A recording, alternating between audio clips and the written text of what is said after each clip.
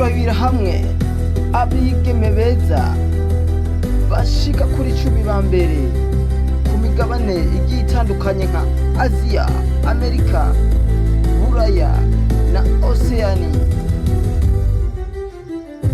kugira bavuge ngo urya mwigeme ni mwiza ku ruhande rwiwe, wibaza ngo baba bafatiye kuki? Hanini baba bafatiye ku kuntu wifata mu bijanye n'imico n'akaranga, ukuntu ukunzwe hamwe n'ukuntu uvugangwa cyane, hisunzwe amashirahamwe n'ibimenyeshamakuru byagerageje gushiraho urutonde rw'abigeme 10 ba mbere bisunze ivyiyumviro byatanzwe n'abantu bagiye batandukanye.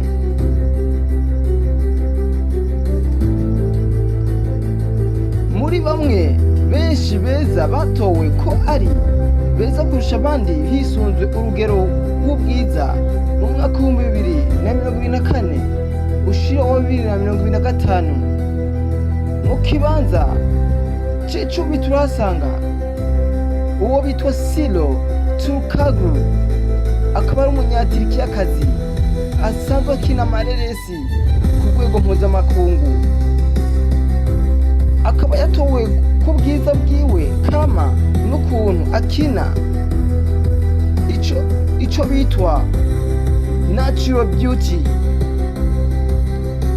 Silo Turkaglu akaba afise imyaka 25, aho yavutse ku igenekerezo rya 18 ukwezi kwa kane umwaka w'1999. Mu kibanza c'icenda turasanga uwo bitwa Ariana Grande, yavukiye muri Floride muri Leta Zunze Ubumwe za Amerika, akaba ari umugore w'imyaka 31, yavutse ku igenekerezo rya 26 ruhesha umwaka wa 1993, akaba asanzwe ari umuririmbyi, akaba ari umuririmbyi mu mudiho wa pop, akongera akaba umukinyi w'amareresi, akaba yatowe nawe mu rutonde rw'abigeme beza kurusha abandi. Mu kibanza c'umunani turahasanga uwo bitwa Rose cankwe Hozeyane Park, akaba asanzwe ari umwe mu ba members ba Blackpink, yamenyekanye kujwi ryiwe ry'ikimpumbi hamwe n'igihagararo ciwe giteye igomwe, akaba ari umuririmbyi n'umutamvyi,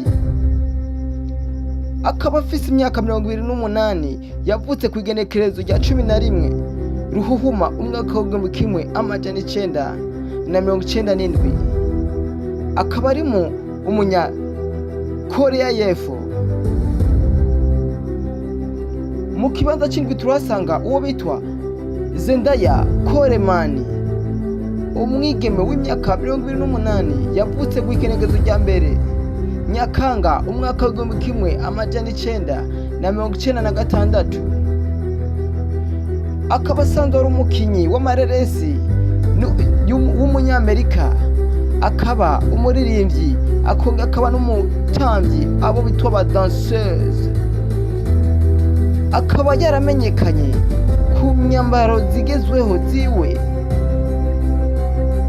ziteye igomwe, kandi akaba ari n'umukinyi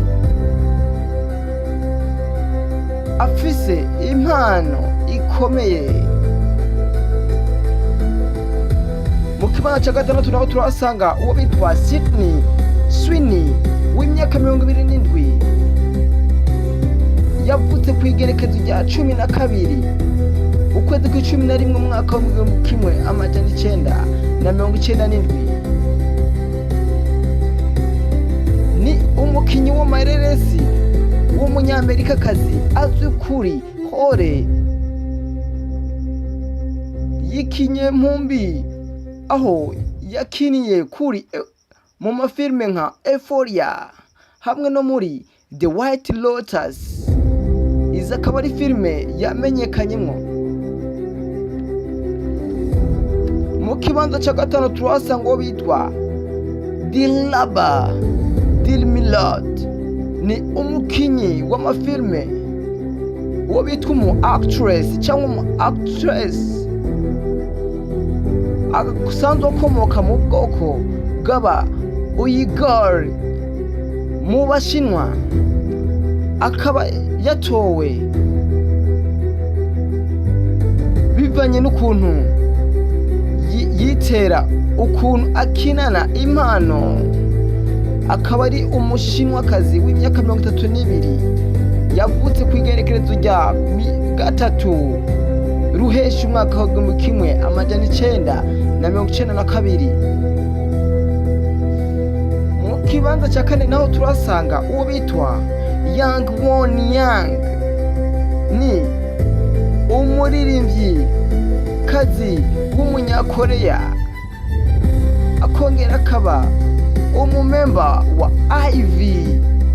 Akaba yaratowe nk'umujene mwiza cyane gose kurusha abandi. Akaba afite imyaka 20, aho yavutse ku itariki ya 31 ukwezi k'umunani mu mwaka wa 2004. Mu kibanza cya gatatu naho turasanga uwo bitwa Han Excel. Akaba asanzwe ari umukinyi w'amareresi w'imyaka 31, yavutse igenekerezo rya 24 ukwezi kwa 11 mu mwaka wa 1994. Akaba asanzwe ari umunyatiriki.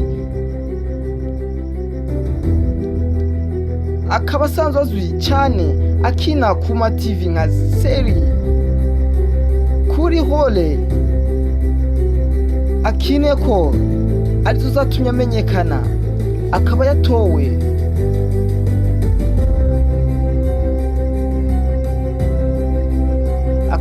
ubwikurikiranya mu ntonde sohoka mwaka z'abigeme beza kurusha abandi.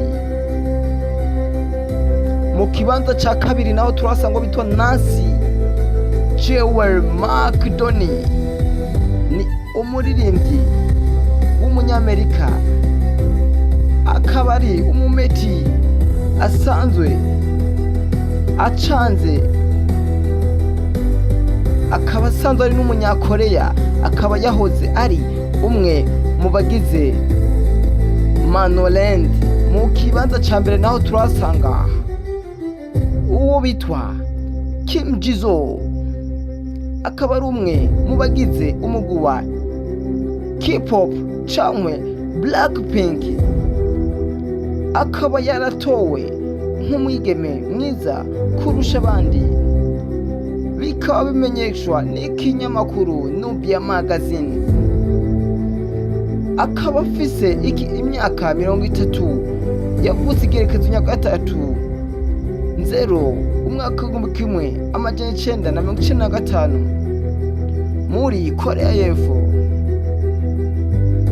Reka tugarukirize ngaha, tubashimire ko mwabaye natwe kuva mu ntango gushika muri akanya.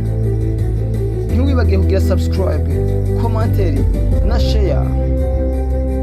Naho utaha tuzosubira ubutaha. Ubaye wubahwe, mugira ibihe byiza. Mwari kumwe na Gabici Gabriel.